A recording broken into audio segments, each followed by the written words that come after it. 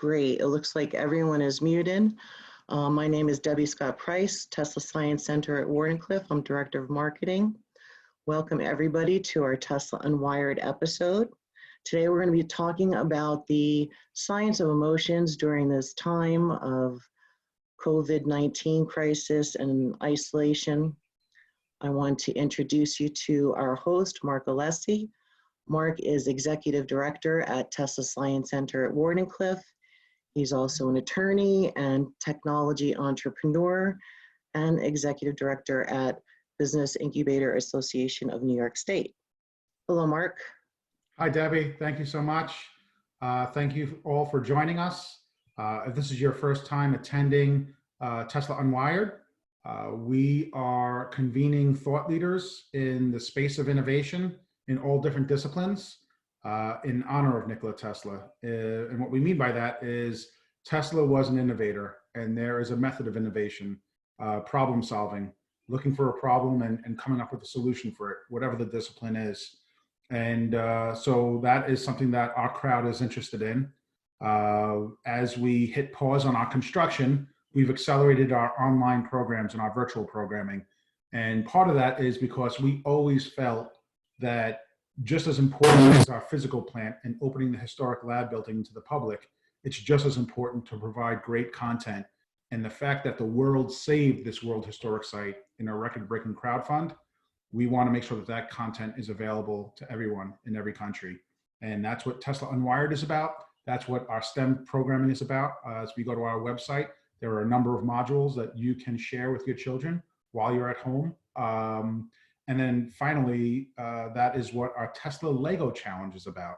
If you haven't seen the Tesla Lego Challenge yet, please visit our website. There is a contest for adults to build the Tesla lab building out of Legos.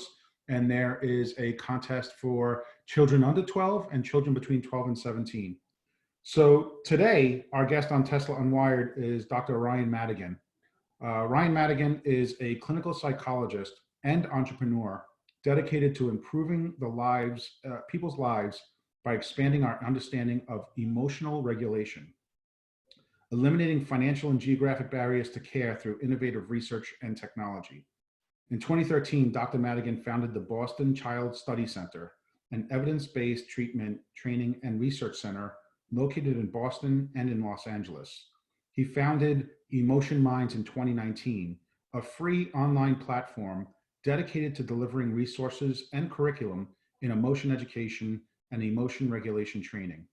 He is also an instructor of psychology in the Department of Psychiatry at Harvard Medical School and a clinical psychologist at the McLean Hospital.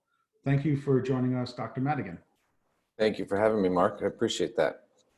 Glad to be speaking with you all today. So I felt that it was very appropriate to have you on the program.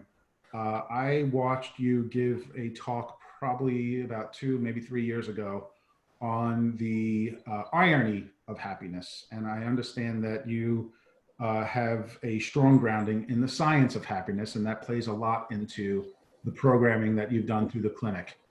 And I thought of you because when we launched Tesla Unwired, we accelerated that launch because people are social distancing at home.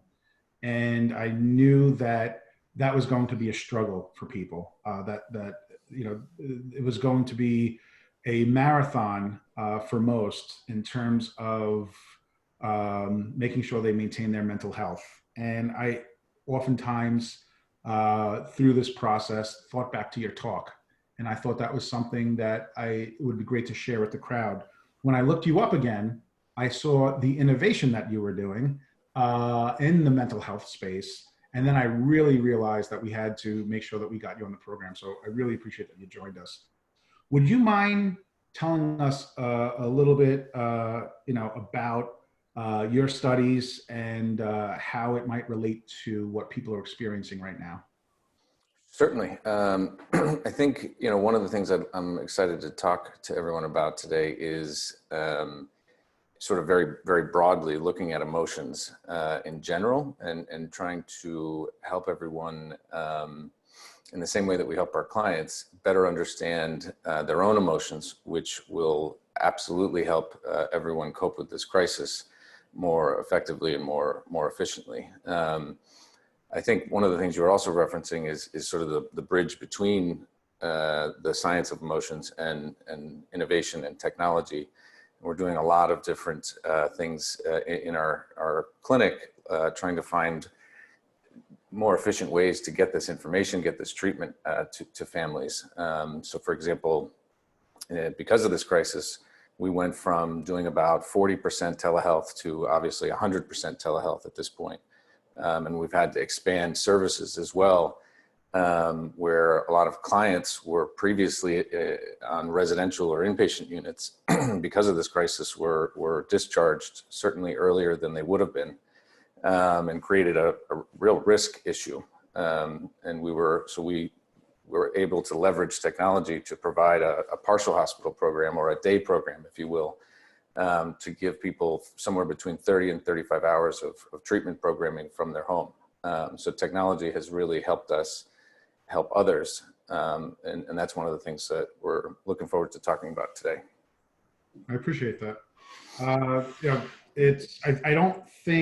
I don't know what our new normal will be after we come out of this crisis, but I do know that, well, whether it's video conferencing, whether it's doing business on video, telemedicine, telehealth, in all the different disciplines of medicine, I think people might become more accustomed to receiving help online, educating themselves. Yeah. Now, my kids are in the next room going to school with their computer. And it's something that I thought would happen 20 or 30 years from now. Mm-hmm. And I'm curious to see if we could come out of this a bit stronger and have accelerated, our evolution. But, if you can, it was such an impact on me in terms of the talk that you gave in terms Mm-hmm. of the irony of happiness. I think that there are going to be some nuggets of information that all of us can use if you can just kind of give us a little bit of a synopsis of that talk that I keep referencing. Sure. Yeah, I think the quickest synopsis of the irony of happiness talk is in people's understanding of happiness, both scientifically and whatever it means to them. New Year's every year, there are many articles published with lists of things that you should do to be a happier, healthier person. And the sad part for me is when you look at these lists, they're usually strategies that are either have nothing to do with happiness or completely opposite. And I think people have a misunderstanding about emotions in general that leads to a misunderstanding about happiness, where they sort of view happiness almost as this accomplishment, this thing. If you do certain things correctly, you kind of achieve happiness, whether it be academic, professional, etc. And what we are missing is that the key, or the irony to the key to happiness, is that the happiest people in the world are not better at being happy. They're better at being unhappy. So when the other emotions, many of which most of us are used to struggling with and fighting with, pop up, the happiest people are able to sort of identify those emotions, tolerate those emotions, and listen to what they're telling them. All of which are really there to get us back on track, or to put in the context of happiness, to get us back to a state of happiness or contentment. So in essence, the irony behind happiness is it's not really about the pursuit of happiness as much as it's about listening to the other emotions that will get us back on track, or bring us to a state of happiness sort of intuitively or automatically. So I'm sure people are dealing with a myriad of emotions now through social distancing. And would you say that maybe when we come out of this, being happier or being happy will be easier? I don't know the answer to that. I think accessing telehealth will certainly be easier. I will have fewer clients and staff to sell on the merits of telehealth. I've been a huge proponent of telehealth for the last 10 years or so. ran a few studies where we looked at the efficacy of telehealth and found it to be equally effective, if not more, in some circumstances. So on that end, I'm excited to see what comes of all this. In terms of happiness, I think in the absence of people having an accurate understanding of how emotions work, I don't know that they'd get any closer to happiness or contentment without really properly understanding emotions. So I think you'll appreciate that. I think I really know how to be happy. I just need to make a little bit more money and get a newer car. Then I'll be happy, right? Exactly. That is the happiness trap that we all fall into. And it has absolutely nothing to do with happiness. In fact, there's some studies that show, not surprisingly, when your income goes from 0 to, this is an old study, so the numbers are outdated, but correct them in your minds for current day income levels. But when your income goes from 0 to $30,000 a year and you can meet your basic needs, of course, happiness improves.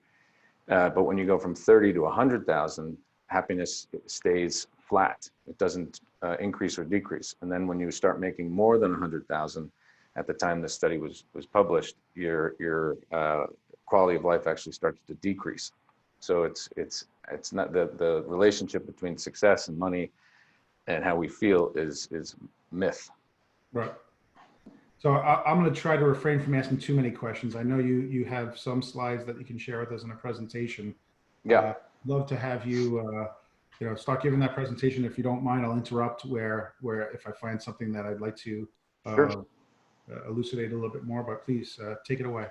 Absolutely. Thanks.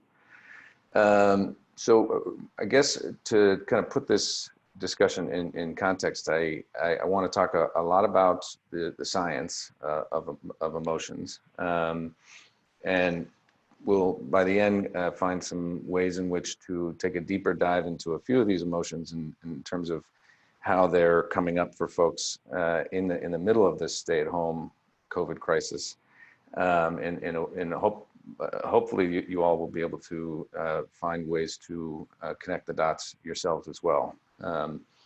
So one of the things that I find is incredibly staggering to me when we zoom out and we look at mental illness, 970 million people in the world suffer from a mental illness, which put in other words, 1 out of 10 people, or 10% of the global population, struggle with mental illness. And the most deplorable part of these facts is that these rates are rising. So despite all the innovation we have in medicine and technology and all the improvements, people are living longer, and yet mental illness is getting worse. So we're doing something wrong, and it's not necessarily an issue of lack of research or technology, but in my opinion, more a product of asking the wrong questions. So part of what I'm hoping to convey to you all is an argument that one of the reasons people are suffering more than ever is because we simply have it wrong about emotions. And if we are launching research initiatives or treatment services or educational services based on a premise, an understanding, or a bias about emotions that is wrong, then all of the efforts end up being off as well. So I just want everyone to think for a moment about any associations, any personal feelings or beliefs you have about emotions, your emotions, others' emotions, and any sort of myths, stigmas that come to mind. And just sort of think for yourselves, what are some of the biases you may have about emotions in general?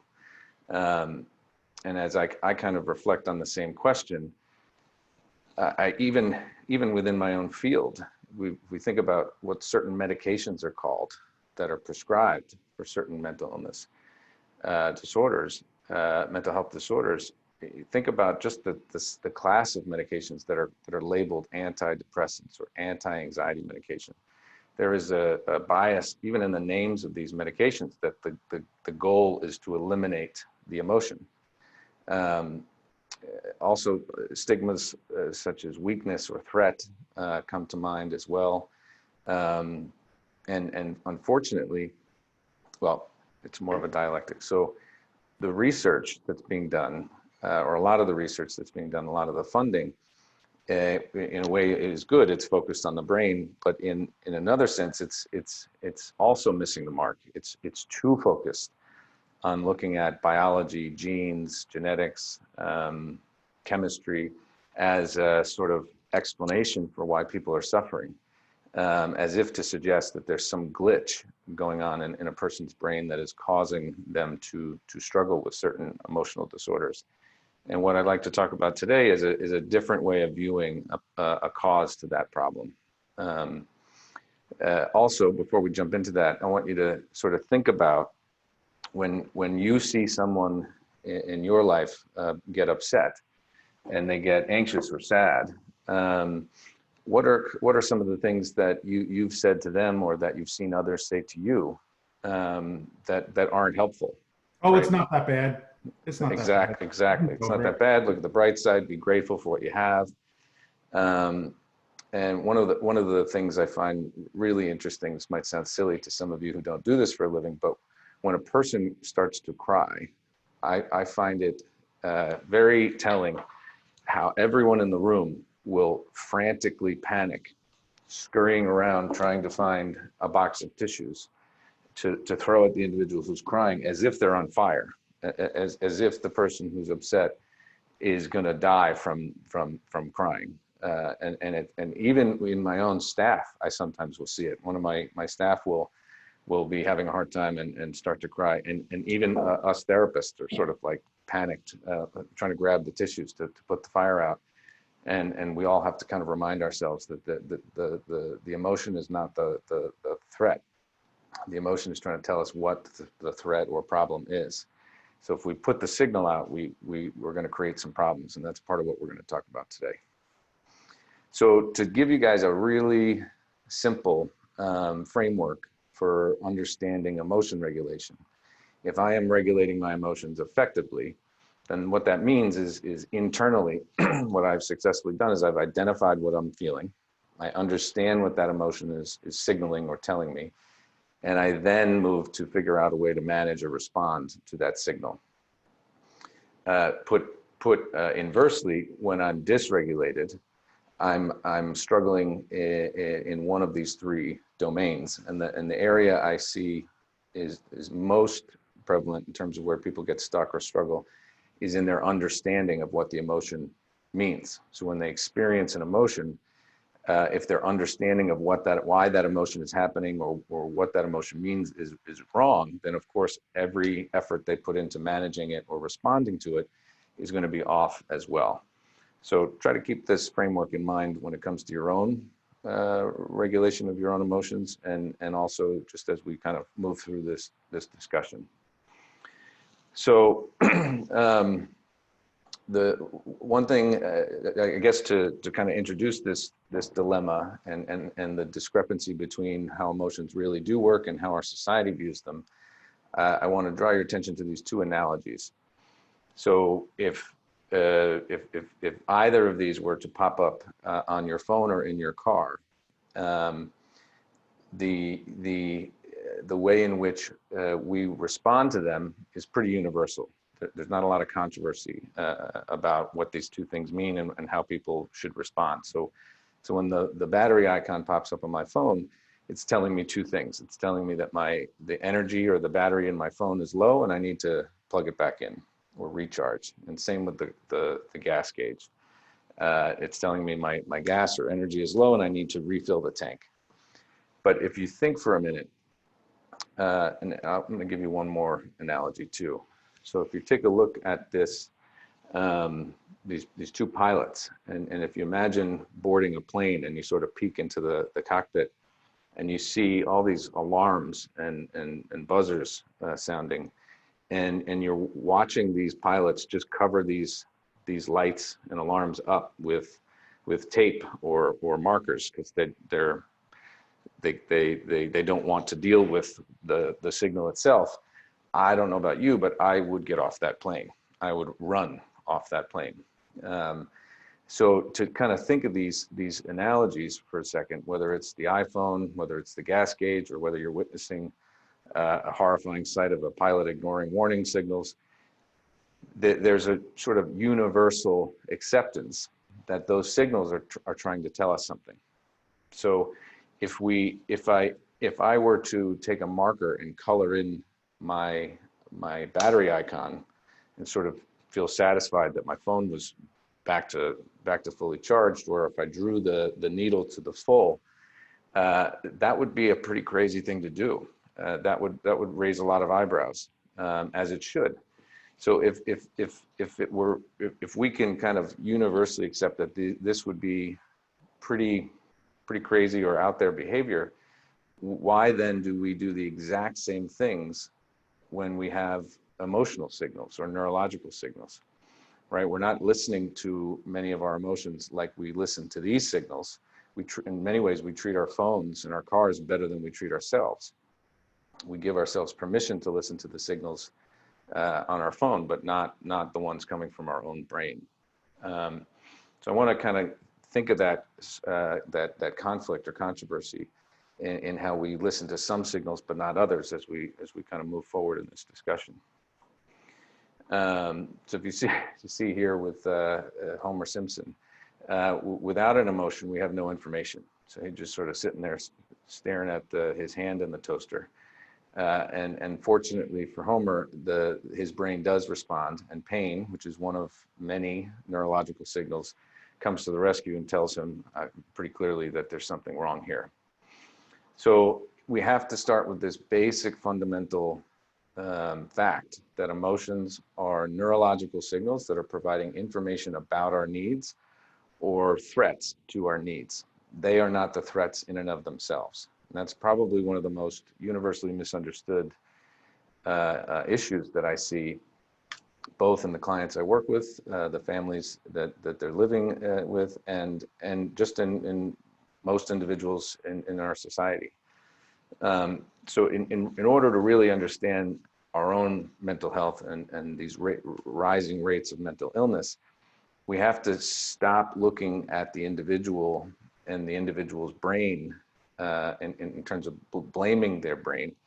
And I think it's more important that we zoom out and we need to look at the pressures that society is putting on us as a better explanation. So in my view, the rates of mental illness are increasing, not because more people are mentally ill, but because our society is getting more and more mentally ill, and many of us are struggling to reconcile how our brains are trying to tell us to run our lives, and then how society is telling us very, very contradictory information.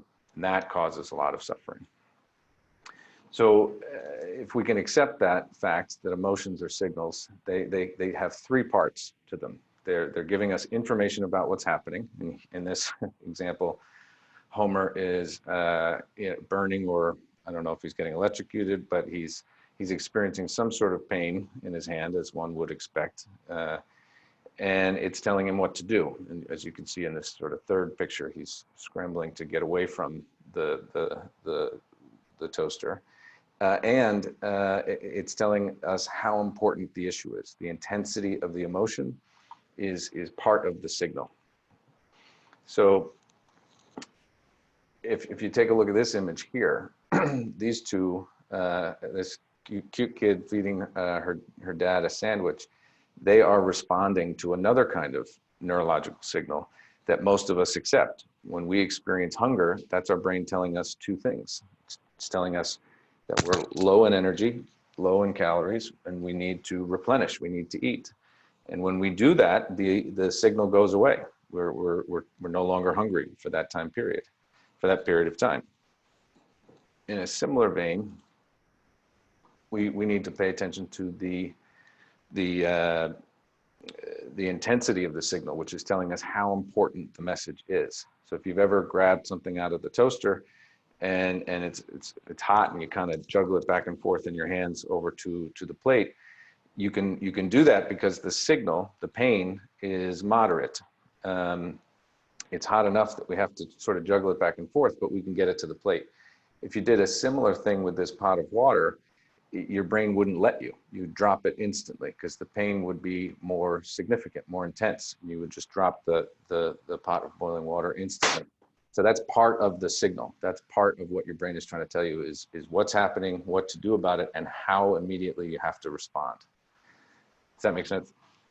Makes a lot of sense. I'll tell you on the point of the hunger, I've noticed that during social distancing, it's been important to actually wear a face mask at home to try to keep myself from eating. I have to. That's a different kind of face mask.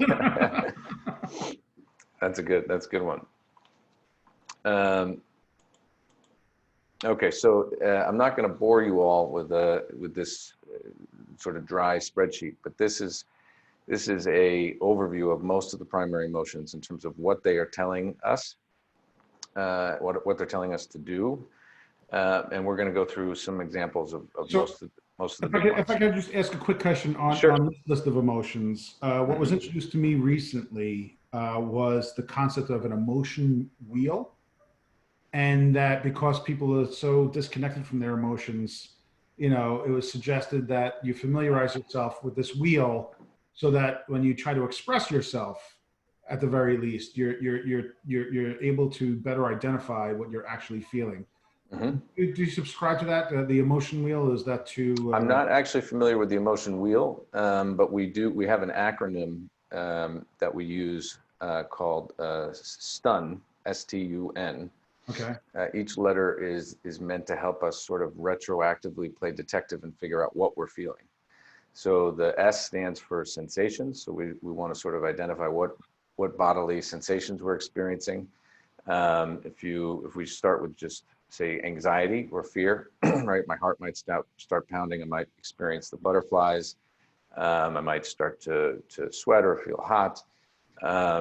And then we move on to the T. So what thoughts am I noticing? I'm noticing worry thoughts. I'm worried that maybe Mark is judging me, or I'm worried that maybe the building is on fire. The U stands for urges. So I may start to notice urges to run, to escape, to do something to protect myself. And then when we kind of put those three categories of data together, S, T, and U, we use that to kind of name the emotion and figure out what emotion does it sound like I'm feeling. Does that make sense? Yes. So that acronym helps a lot of folks identify what they're feeling first and foremost. A bulk of what we'll talk about today, it has more to do with understanding what the feeling means or is trying to tell us once we've identified it. So just to share a little research with you all, especially since folks can be calling in from anywhere in the world, it used to be thought that emotions are different, that different cultures have different emotions or experience emotions differently. And this study did a beautiful job of refuting that and found that it's not an issue of different cultures experience different emotions, but more so a language issue. Different cultures express emotions differently, but the core functions of each emotion are universal. And if you look here at some of these images, you'll see areas of activation and areas of deactivation. How do they come up with these areas? Is this imaging or is this a representation of where people describe? Kind of hybrid. So the participants were exposed to different stimuli that were intended to provoke each of these emotions. And they were asked to identify where in their bodies they were experiencing a sensation or activation, and where in their bodies they were experiencing the opposite. So the bright yellows and oranges represents activation, and the blues represent a deactivation. So not surprisingly, we see in sadness, we see a combination of the two. And if you kind of reflect on your own experience, whenever you feel sad or tearful, you've got that kind of choked up feeling, sinking feeling in your stomach. You may start to feel almost like some of my clients described like their nose almost starts to tingle as they become tearful. So there's an activation happening in one part of the body, and at the same time, the arms and legs are feeling deactivated, which directly relates to the function of that emotion. Skipping ahead a little bit here, but sadness is telling us that something is missing, something critical is missing in our life. And the deactivation component of that emotion is sort of trying to slow things down so that you can really think and acknowledge and process the extent of what is missing. So the deactivation component of sadness is meant to kind of help you really reflect and make sure you fully understand what's missing.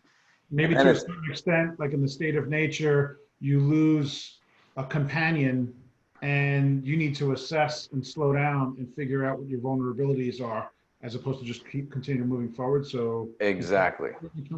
Okay. Exactly. So I've got an image to capture most of these, and we'll go through each one. And I think it'd be helpful for folks at home to be thinking about how these emotions relate to yourselves, but also how they're playing out during this time of stay at home and dealing with the anxieties around this virus. So we can come back to this slide, but I think it's very telling that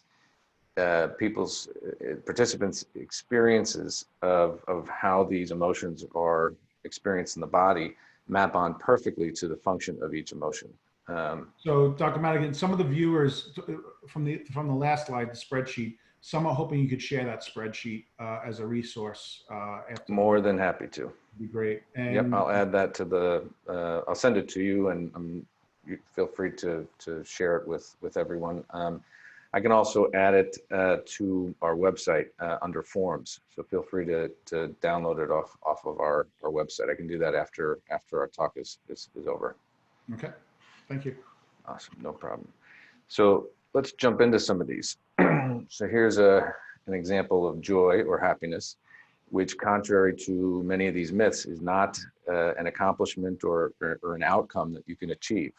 Just like, this is the good news and the bad news. Joy is just like every other emotion. It's episodic, just like hunger. It comes when there's information such as an activity that we're engaged in is good for our well-being, and it's urging us to pursue it or continue to engage in it because there's something about whatever we're doing in that moment that is good for our health, our happiness, our needs, rather, our well-being. So this is an example of joy or happiness, and many of the folks that I've been talking to are noticing that it's been harder and harder for them to access many of the activities that previously brought them joy or happiness, which I'm going to skip ahead for a second, because sadness is sometimes seen as the other side of joy. And this is a tricky topic because in some ways it is, and in some ways it isn't. One of the biggest myths around happiness and joy is that you need happiness and sadness is that you need sadness to appreciate joy. It might be true that if you've just experienced a significant amount of sadness, that when you feel joy again, you might appreciate it more, but they're not actually related in that sense. Sadness isn't there just to give us a contrast to joy so we don't get sort of numb to it. It's there to give us different information. So as many of us are, restricted to our homes, the activities that we're used to engaging in, as well as the relationships. So let's look at love for a second. Love is a sort of umbrella term. It captures obviously romantic love, loving family members, but it also captures just connectedness. So whether it's peers or coworkers that are considered friends, love is that sort of emotional experience that lets us know who's good for our health and happiness and who's not so good for our health or happiness. And more specifically, it's drawing our attention to components of a relationship that are healthy or good for our well-being. So as we are all working from home and unable to do many of the things that we're used to doing, the activities and many of the relationships that brought us joy or well-being or love are harder to access. And this is a reality that we need to pay attention to. These two seem to be in pretty good shape too. So I'm a bit envious. Pride is, I'm starting with the three quote unquote positive emotions. people generally speaking, have a little bit less of a hard time with these emotions. These are the ones that feel good. And I put positive in quotes as I raise my hands, because in reality, there are no positive or negative emotions. Our society is labeled some as positive and some as negative, but they're all positive in that they're all trying to help us. People like feeling pride, but Yep. it's funny when you mention pride. My first thing that comes to mind is like it's a sin, or it's a vice, because it can make you make bad decisions based on pride. Is that a different thing? Yeah, well, the pride, the way our society sort of views that word can mean a lot of different things. So sometimes people will say, oh, you know, he's too proud to admit that he's wrong. What they actually mean is the opposite of pride. That when someone can't admit that they're wrong, or can't admit a flaw or vulnerability, they're really experiencing shame in that moment. They're not being prideful, they're being shameful. True pride, from a neurological standpoint, is your brain's recognition of a trait or a skill or an ability that you have that you can use to maintain other needs or to access other needs. You know, if I was a professional basketball player, I might feel some sense of pride about my athletic ability, because that's allowed me to do what I do for a living, to entertain others, to have fun, etc. So that would be an example of something that you might feel proud of. As we're all working from home, it's important to try to be creative and think about, okay, what are the things that I have within me that I may be able to kind of reallocate to a different activity or a different purpose, given the changes in the resources we have access to. But those traits, those skills, those attributes and abilities haven't changed, with or without this COVID crisis. Those are things that travel within us, and that we can continue to kind of either use strategically or build mastery into kind of grow stronger in. So I'm going to go over fear briefly here, and then we're going to jump back into it in more depth when we try to apply more of the research we have on fear to this crisis in particular.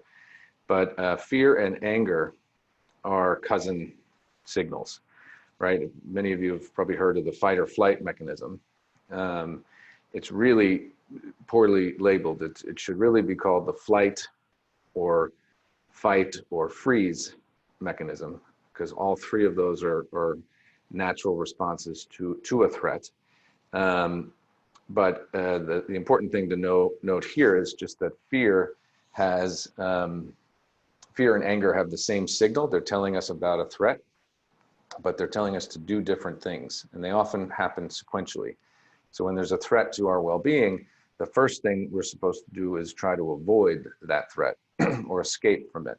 If we're cornered or we can't avoid or escape it, anger kicks in to help us defend against that threat. Here's an example here of anger, this individual's sort of asserting, or it appears to me to be asserting some need or fact that they want the other party to understand or pay attention to.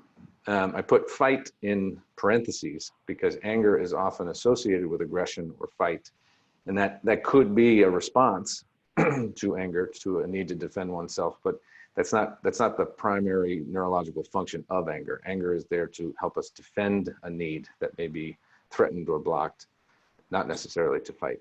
So this image really hits home in that, you know, in business, when you're in that boardroom, sometimes you sit there and scratch your head and wonder, you know, what's wrong with somebody that you're working with, because they get so angry or confrontational on a project that you are collaborating on. But I guess this is kind of innate. Once you feel a challenge, and maybe it's something that there's some emotional intelligence that people could work through, and it's not that there's something mentally, you know, where they're like a mental outlier, but it is just a natural thing to fight. Oh yeah, yeah. Whenever something is important to us, in this example, a contract that I'm sure relates to something important to every party at this table.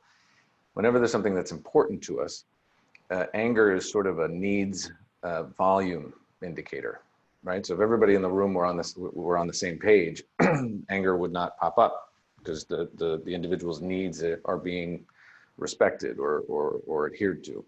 It's when our something we feel, whether it's our need or something we feel is a need that's important to focus on, and others are either in disagreement or perhaps just don't recognize the importance of it. That's when our brain signals anger to increase the importance of that issue.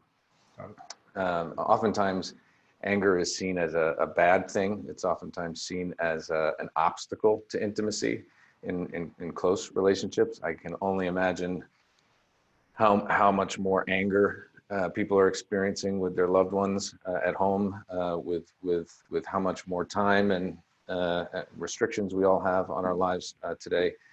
But it's not something to be ashamed of. It's not something to be controlled. It's something to be listened to. So if two people care about one another, the chances that their needs are the same all the time is impossible. So it's inevitable that if two people care about one another, that anger is going to kick in, so that I have the opportunity to express, say, to my loved ones that this is important to me. And then they have the opportunity to express what they believe is important to them. And if we care about one another, then we have to find a way to kind of compromise and figure out what these needs are and how to get them met. So anxiety and anger are, I kind of think of as cousins. They tend to travel together, and they help each other out to help us get our needs met. So we mentioned sadness before. Sadness, probably the most misunderstood and avoided emotion in the game, as far as I'm concerned, at least in terms of what we see in our centers. Many folks who struggle with substance use, anxiety disorders, depression, the list goes on. When you boil down the origins of these maladaptive coping strategies, it's often to help a person avoid feeling sad. And again, sadness is problematic for many people for two major reasons. It's not just these two, but these are the two most prevalent. The first is we believe it means we're weak or a failure or too vulnerable. And therefore we try to avoid it, control it, distract, escape from it at any cost, which again, going back to that pilot analogy is pretty ineffective, right? That'd be like turning off the warning there's a fire signal because we were ashamed that it's signaling at all, rather than listening to it and putting out the fire. So sadness trying to tell us when our needs are missing. The second major reason many people struggle with sadness is that when we're young and things are chaotic or traumatic or our family goes through a really tough time, oftentimes certain needs go missing, and that then gets paired with a state of feeling sad. And when we're young, we don't have a tremendous amount of agency to do what we can as adults to correct a course when our needs are not getting met. So that sadness often gets paired with a sense of feeling sort of helpless.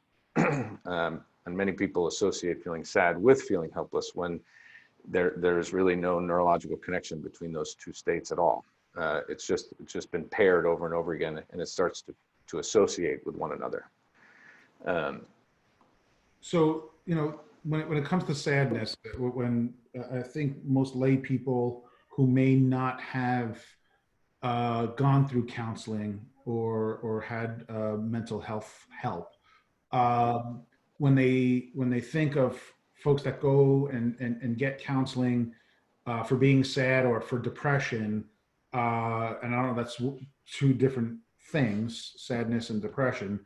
How much of it is physiological? So where it's a chemical imbalance where the brain is not producing the dopamine or the serotonin, and how much of it is life experience and from childhood not being able to deal with that sadness and that want or that need that wasn't met, and then it gets carried into adulthood. Mm-hmm. Really glad you asked that. The next slide is on depression. It is true that there are genetic and biological and chemical factors that can contribute to depression. And it's definitely true and universally accepted that when one is depressed, it affects their brain chemically, for sure. Hence, certain SSRIs or antidepressants that are meant to increase or decrease certain chemicals or neurotransmitters in our brain, like serotonin or dopamine. What I think is misunderstood or underemphasized about depression is that it's a signal.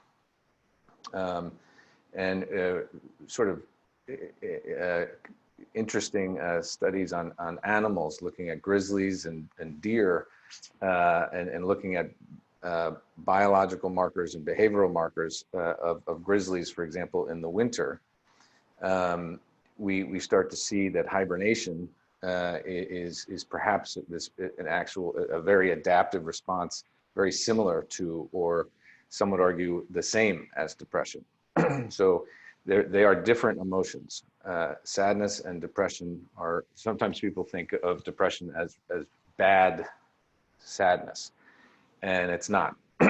Sadness is telling you in an acute way that something is missing. And typically when we're feeling sad, you can really see it on this gentleman's face.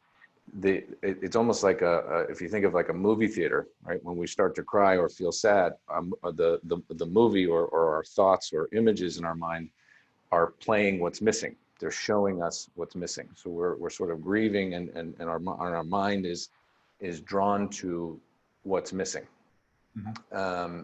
Whereas with depression, people describe it very differently. They describe it as almost the absence of thought and feeling, where we think of it more as like a sort of an emotional timeout, right? So your brain is basically telling you, Ryan, that is a hopeless way of getting your needs met, right? So if we look at this gentleman, let's say this is somebody, let's say his significant other left him.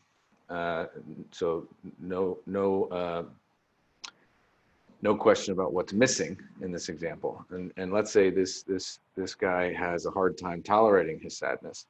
And instead of listening to what it's telling him, he drinks, or he runs on the treadmill, or he goes and buys something new for himself to distract from the sadness. Eventually, his brain is going to put him in timeout. His brain is going to say, Ryan, that is a hopeless way of getting your needs met. That is not what's missing. It's not even related to what's missing. And you're wasting all this valuable energy. I was going to ask you, does sadness sometimes lead to depression? Are they two distinct things? Where, if sadness left unchecked, which I felt might be a conflict with what I've been hearing in the presentation of, you need to tune into your emotions and not suppress them. Mm-hmm. Well, if I don't get rid of my sadness, will it lead to depression? What you're saying here is, no, if you don't deal with the sadness, don't suppress it. If you don't listen to it, you will get depressed. Okay. I have never met a client who is struggling with depression, who doesn't have significant parts of their life that are missing, whether it be meaningful activities, relationships, close connections. And I've never met a client with depression who addresses one of those, those three areas of their life, those categories of what might be most meaningful and missing, who remains depressed. So it really suggests, what I'm suggesting is a much larger emphasis on viewing depression as a neurological signal that's adaptive, not a disease state. And listening to depression just as importantly as we need to listen to sadness. And in a sense, I believe you can almost vaccinate or inoculate yourself to depression by working on your ability to identify and listen to sadness, thereby ensuring that your needs, when they go missing, can get replaced and replenished in an accurate and helpful way, preventing this from ever happening. So one last question. I'm sorry to keep you here on this, but sure. If somebody gets to the point where they're depressed, would you say that oftentimes with treatment, but it's not always pharmaceutical treatment. But there Mhm. are ways to treat depression where the serotonin and the dopamine are flowing again because you've identified what's lost, what's missing, whether it's social contact or something to that effect, and they start coming out of the depression. And Mhm. and then I'm assuming there's some times where that's not going to happen, that there is a physiological where there might be a need for some medication along with some kind of behavioral modification. Yeah, the answer is generally both. Once an individual is depressed, it can be either required or helpful to have a sort of neurochemical boost, an increase in serotonin or dopamine, etc. Um, the research is pretty clear that when you combine therapy and meds, patients get better faster and stay better longer.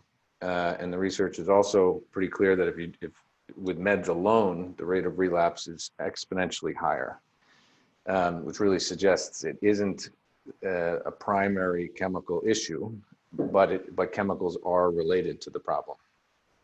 The Right. two gold standard evidence-based treatments for depression, one is called behavioral activation, another is a type of cognitive behavioral therapy called interpersonal therapy, IPT. And if we look at the mission behind those two treatments, behavioral activation is getting a person back into the activities, back into meaningful parts of their life, and IPT is getting people reconnected with close connections. And those two treatments, sometimes with meds, are the gold standard for turning this around for many people. And many of these people ended up in these situations because they were fighting with their emotions and they couldn't replace meaningful activities or meaningful connections when there were ruptures or conflicts. So we got a question. I should have been paying closer attention to our chat. And Susan, I will get your question answered at the end, but because it pertained to some slides ago.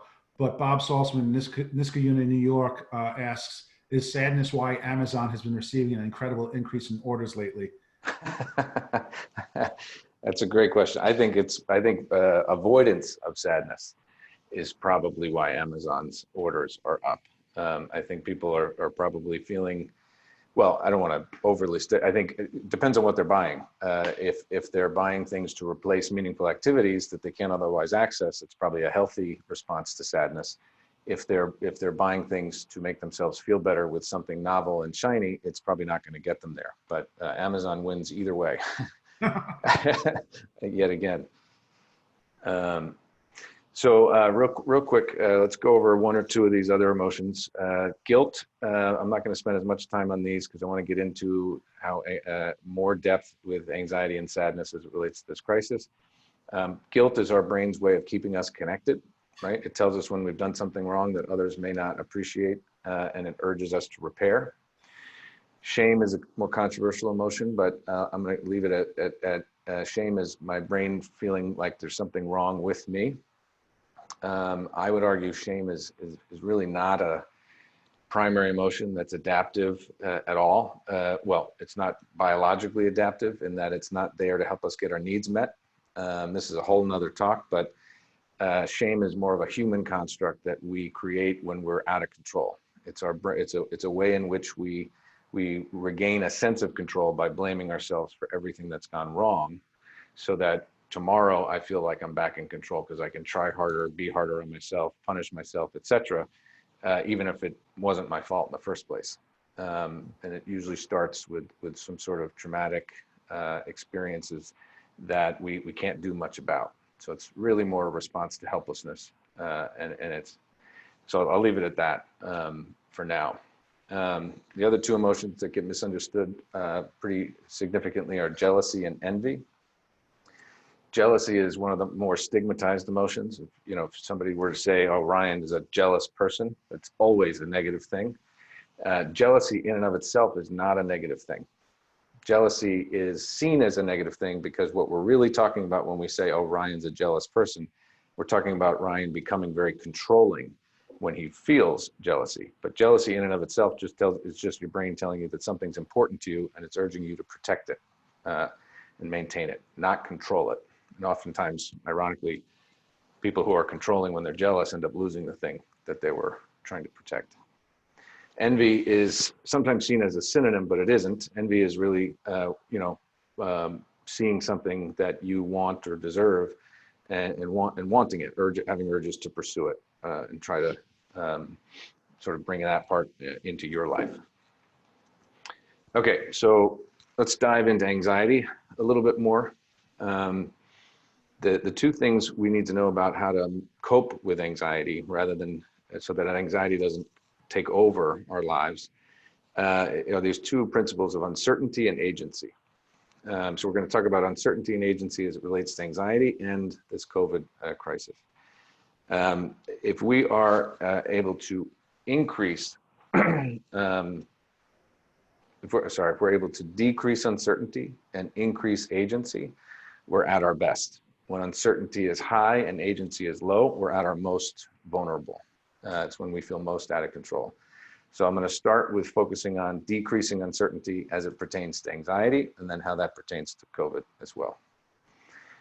So more specifically than viewing anxiety just as this general signal that's signaling a threat to our well-being, in order to do that, our core brain, we usually reference the amygdala, but it's a little more complicated than that. But for simplicity's sake, that part of our brain, when the fight or flight mechanism is triggered, sends signals to the rest of our body that help us avoid whatever the threat may be. So people describe feeling like their heart is racing, they feel breathlessness, or like they can't breathe, tightness in their chest, sometimes dizziness, trembling, feeling hot or sweaty, butterflies in the stomach, racing thoughts, or not being able to think clearly.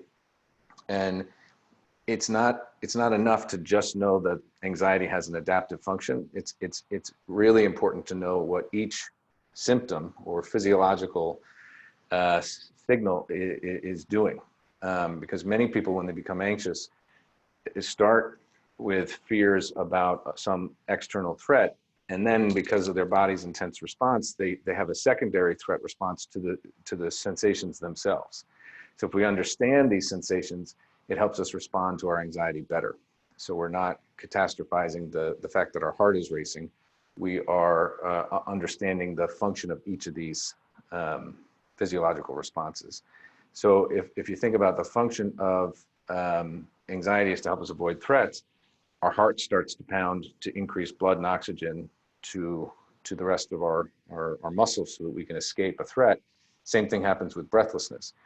When we're relaxed, we are breathing through our diaphragm or our stomach. And when we're in a state of fight or flight, we're breathing through our chest. So when people describe a state of breathlessness or a tightness in their chest, what they're experiencing is their body is shifting from diaphragmatic breathing to chest breathing, which is good if we were running. Those are the muscles we want in charge if we're running. But if we're sitting still, just thinking about anxious things, those muscles don't do a very good job of breathing in small increments. So it actually creates a sort of breathlessness because our body's not breathing efficiently, which is why diaphragmatic breathing is so useful when we're in a state of fight or flight or anxiety. The dizziness is a byproduct of that. If we're sort of not breathing well enough, we may experience some dizziness because of lack of oxygen to our brain. If you think about the muscle tension or trembling or feeling hot and sweaty, all these resources are being sent to our muscles so that we can escape, but we're not running yet. So it's confusing to some people why they feel that way, when in reality their internal functions are kicking it up a notch, if you will, so that we can escape whatever the issue is, rather than have to warm up gradually. So it all happens very quickly. A lot of resources, a lot of blood and oxygen rushes from the GI system into other parts of our body, which creates a sense of sort of nausea or butterflies. There's also a brain gut serotonin connection that I could go on another time about, but simpler to understand it as an abrupt reallocation of resources. And when our mind goes blank, this one is the one that I have struggled with in my past the most, is you're about to give a big presentation and your mind goes blank, which is inconvenient. But why does that happen? If we think about being in a fight or flight situation, we actually don't want that smart part of our brain, the part we want for the presentation. We don't want that part on if we're trying to get out of the way of a moving car or some sort of threat, because that part of our brain, while it's smartest, is also slowest.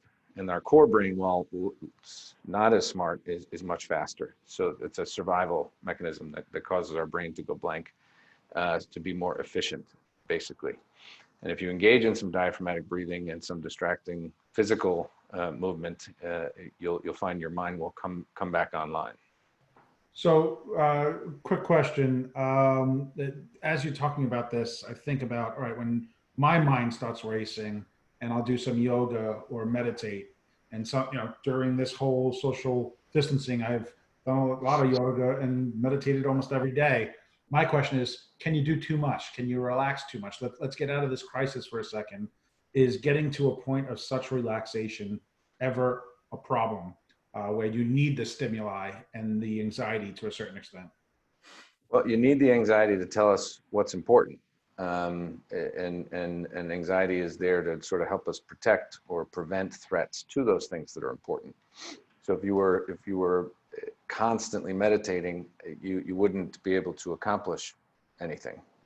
The other issue around meditation is how we're using it. So if we're using diaphragmatic breathing or some relaxation strategy or yoga or meditation as a sort of routine part of self-care or as a strategy to bring the intensity of an emotion down so that we can think more clearly about it, that can be very adaptive. But what I see folks also doing, unfortunately, is using meditation to avoid what they're feeling, or to use exercise, which is obviously a healthy thing in general, but when you're exercising every time you feel something, you're getting further away from meeting your needs. Thank you. So this creepy image of a cave is there to kind of help us understand why uncertainty is like fuel for anxiety and fear. So if I took any one of you on a hike to wherever this cave is, and I said, we got to pick a cave, we got to pick one that we're going to go into, and there's an angry dog waiting for us in one of them, but we have no idea what's in the other cave. If you're sitting at home and you're calm as you contemplate this, you may choose cave number 2 without the dog. But I promise you that if we were in this cave, you would choose the angry dog because there could be anything in that other cave, and your amygdala, your fear response will choose the threat we know rather than the threat we don't know, because uncertainty is going to cause our brain to assume the worst as a means of protecting ourselves. So I've had kids tell me, well, there could be a pot of gold in the other cave. I said, yeah, there could also be a pack of wolves or something way more dangerous than an angry dog. And that's why our fear response will go up the more uncertainty there is. So decreasing uncertainty in this time, whether we're decreasing uncertainty about how fear and anxiety works or about what we can do to respond to this crisis, is going to bring those anxiety levels down. So not getting into any specifics, but I've heard in the political realm, I used to serve in the public office, that there is a tactic in campaigns that if you have an unpopular politician, if you create fear and anxiety, people go the double A no as opposed to the double A don't. Is that kind of the similar? Exactly. That's exactly right. We know how this person can negatively impact our lives. We don't know how bad this new person, it could be worse. So uncertainty really fuels the fire. And the opposite of uncertainty, decreasing uncertainty or increasing our knowledge about something, is going to accomplish the opposite, which is why oftentimes, fear and ignorance are associated. The less we know, the more we're going to fear something. So when it comes to this COVID crisis, the CDC website, in terms of what you can be doing, is so important. And I compel everyone that I interact with to get their information from the CDC website rather than the news, because there are hard facts about what you need to know and what you can and can't do to protect yourself. on the CDC website, and the news is filled with all sorts of hype. You can call it fake news. You could even just call it facts that are inflamed to draw attention. And when it comes to managing anxiety, the news is typically not a helpful resource, in my opinion. I appreciate that. So a question from the audience again. Can these responses, these negative responses, the anxiety for long term, being stuck in that anxiety-ridden state, create physical, systemic health problems? Absolutely. And ironically, one of the things I will tell folks in my life is that once you've read what you can and can't do, once you've taken steps to protect yourself, once that is complete, you've done what your emotions are telling you to do. That emotion's now served its purpose. All the rumination and worry that persists, accomplishing nothing, is actually just depleting your immune system. So the 24-hour news cycle saying alert, alert, alert.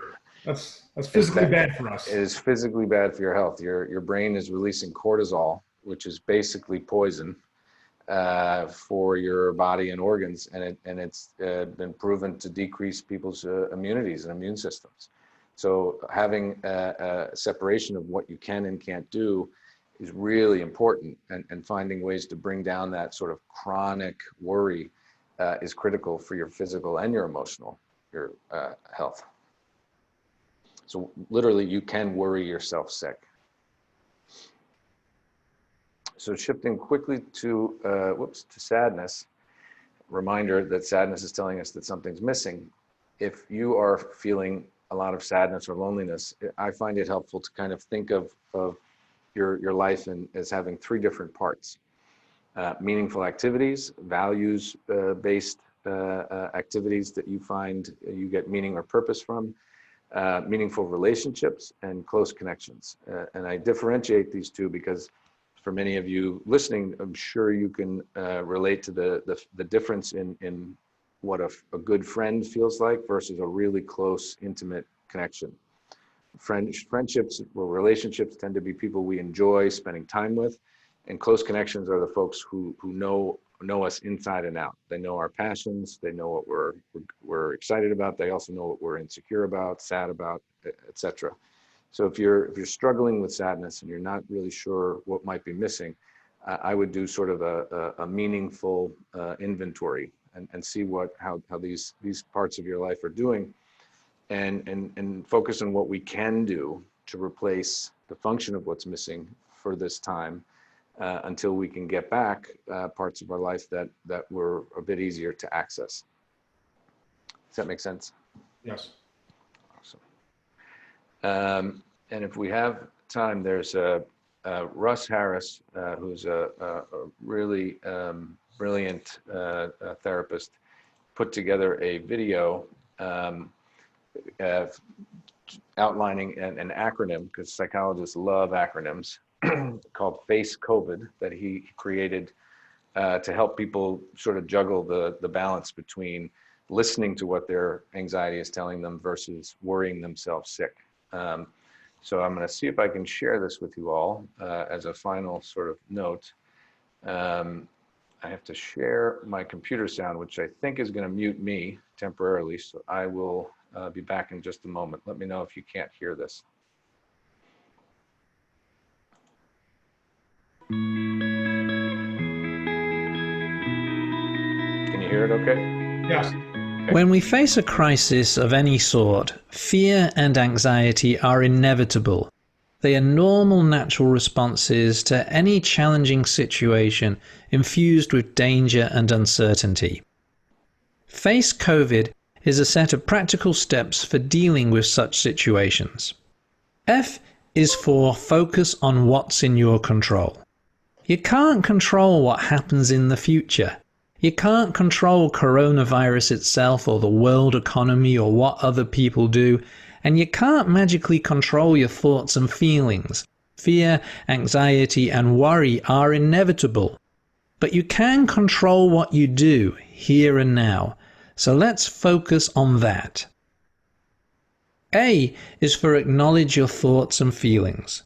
Silently and kindly acknowledge whatever is showing up inside you, thoughts, feelings, emotions, memories, sensations, urges. With curiosity, notice what's going on in your inner world.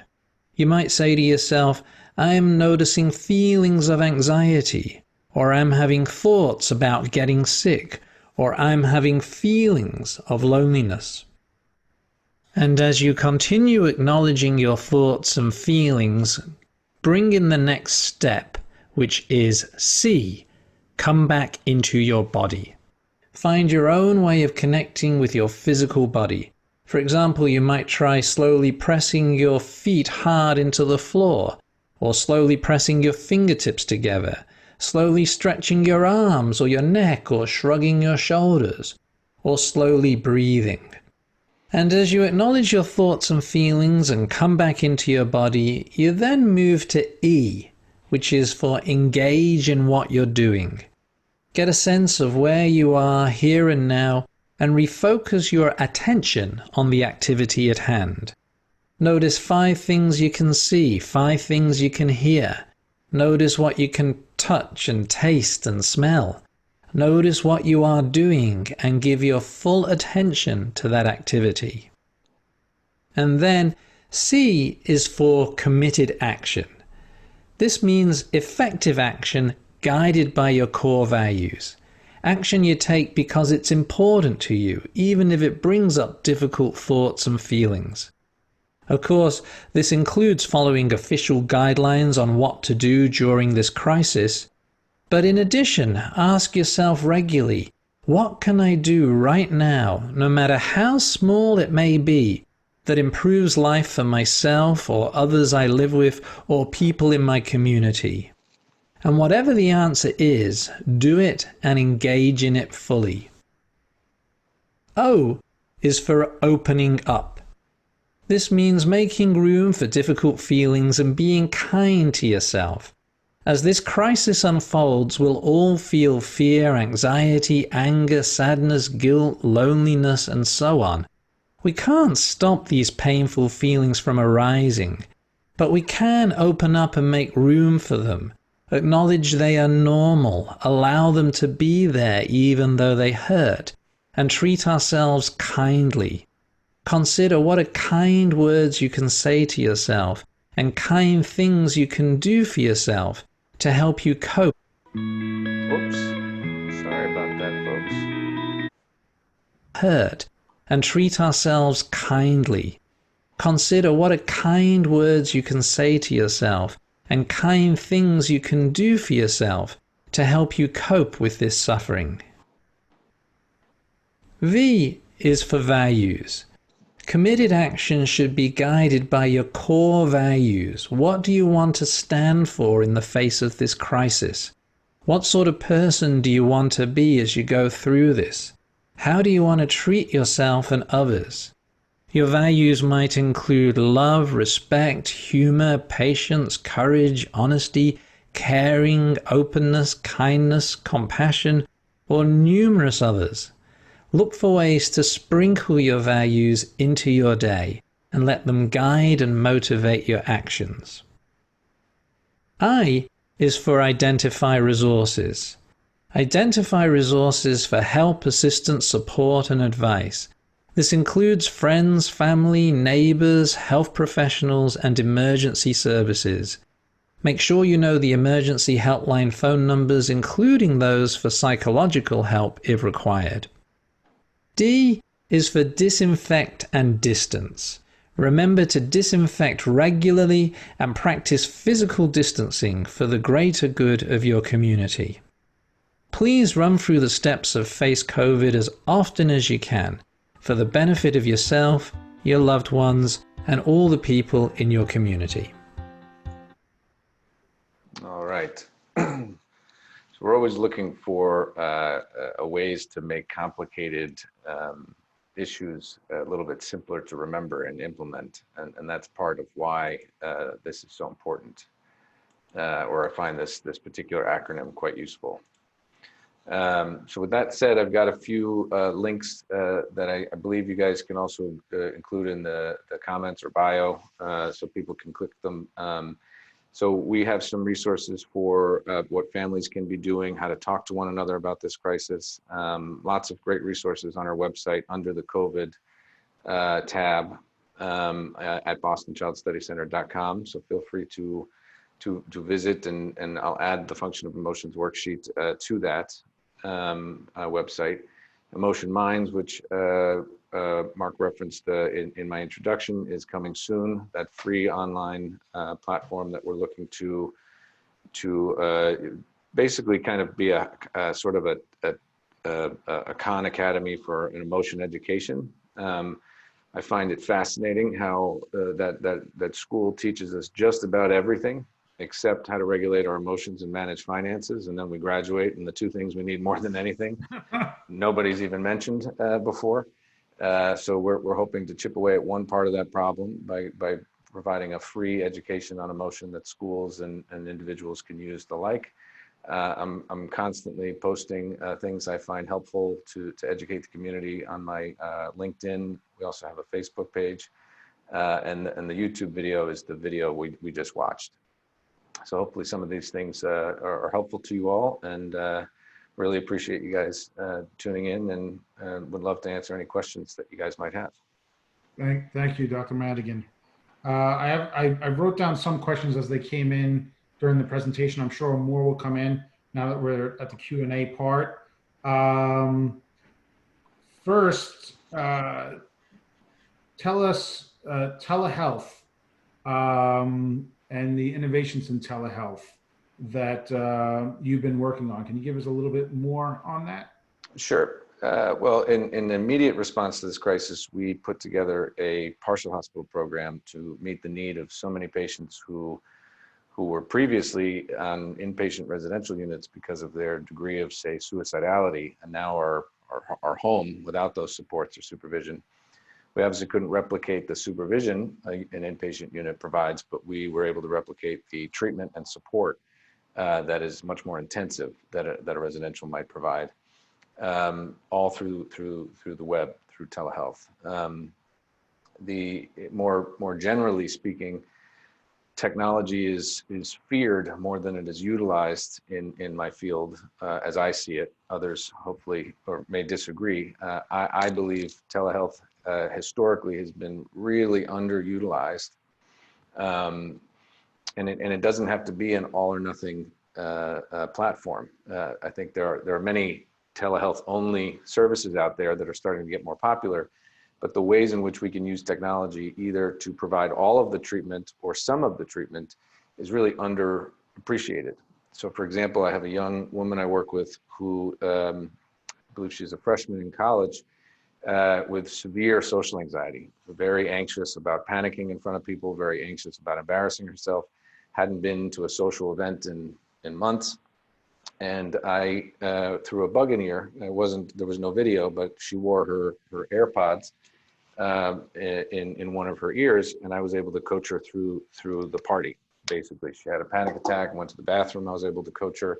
I was able to kind of hear what was going on around her and give her some support, and she was able to get through an exposure that she otherwise would not have been willing to do. So there's many ways we can use technology to enhance treatment outcomes. We also have an online platform that automatically sends our patients a link before each session and goes over different areas of their functioning, analyzes the data instantly, so we don't need to do it ourselves. And we can give our patients feedback instantaneously on how they're doing, and we can use that data to inform the session as well. So there's a lot of applications like that I think are hopefully going to be more popular, and people will fear them less as time moves on. So appreciate that. You mentioned earlier in the program, mental illness rates are going up, but some of that has to do with societal pressures and all the stimuli that's coming in. Mm-hmm. I feel like I've seen a great deal of the folks that I interact with, almost like an adult onset of ADD. Are you seeing that all the stimuli has us bouncing around like a pinball? Yeah, to a degree, I think. So I hear two issues in your question. The first is, how do we explain the increased rates of mental illness? And I created a video a while back with a couple of clients where I was sort of trying to make analogous what I'm seeing happening in the messages we get from our society. And I had the clients act as track athletes, and I was the coach, the abusive coach with the loudspeaker. I was screaming at them to run faster and to stop breathing so heavily and to stop sweating, because I saw it as a sign of weakness. And pretty quickly, these individuals started to sort of gasp and trip because they were being asked to do something that's impossible or crazy, if you will. And I share that as an analogy because it's pretty clear when you see this video that the role I'm playing is pretty awful and abusive. But we're doing the same thing to ourselves when it comes to our emotions. We're asking ourselves to live our lives, to do what's important to us, but without emotion. It's impossible. And it's that conflict that creates so much of the mental health struggles that we see today. So that, I think, was the first part of your question. And then the second, in terms of the stimulation and screens, I think everything in moderation, I think, is the shortest answer to that question. I think screens and technology are an important part of our culture, and we need to pay attention to how we feel when we're engaging in certain platforms. If Facebook or Instagram are ways in which you connect and you feel good and your emotions tell you that's good for you, that's probably something to listen to. If you feel worse after you compare your life to everybody's perfect posed lives online, and that's not a good feeling, then that's your brain telling you that that's probably not something to keep pursuing. So that's my sort of take on that. So I actually have a pretty important question from the audience. One of our participants states, we homeschool our 6 kids. We are in many ways prepared for the teleschool social distancing. The increased fear and anxiety arises at night, and she has created a routine and a checklist that helps address the real emotions and dispel the irrational ones. But talking about it sometimes is making it worse. How much is too much talking about it? Her daughter is 9. Yeah, I like the lists. I think that's a great idea. For most of us, our worry thoughts increase at night because our distractions are minimal. In order to fall asleep, we have to basically be distraction free. And that's why, sometimes our thoughts find us at the end of the day.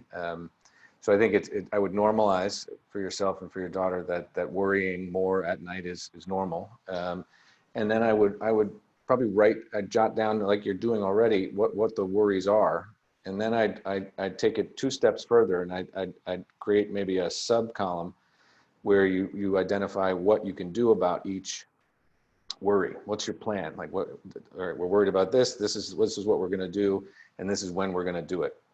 Our brain worries both to protect us, but also to not forget. So if we know we have a plan written down for how we're going to deal with the worry and when we're going to deal with it, it allows our brain, after a week or 2 of practicing this, to worry a little bit less, because we know we've got a plan. We know when we're going to act on it. We don't have to worry to not forget or not miss something. And I think you might find that might help. Also, talking about it, there's no amount of talking about something that's too much or too little. It's I think more about what's the function of talking about it. Are we talking about it with the goal of trying to get rid of the fear? I would say that's probably going to make it worse, because you're talking about the thing you're afraid of with the goal of fearing it less, without having done anything to address it. Whereas if we're talking about it to identify what we're afraid of and understand what that emotion is trying to tell us, and then make a plan for when we're going to do something, when we can do something about it, that's probably a more effective conversation to have.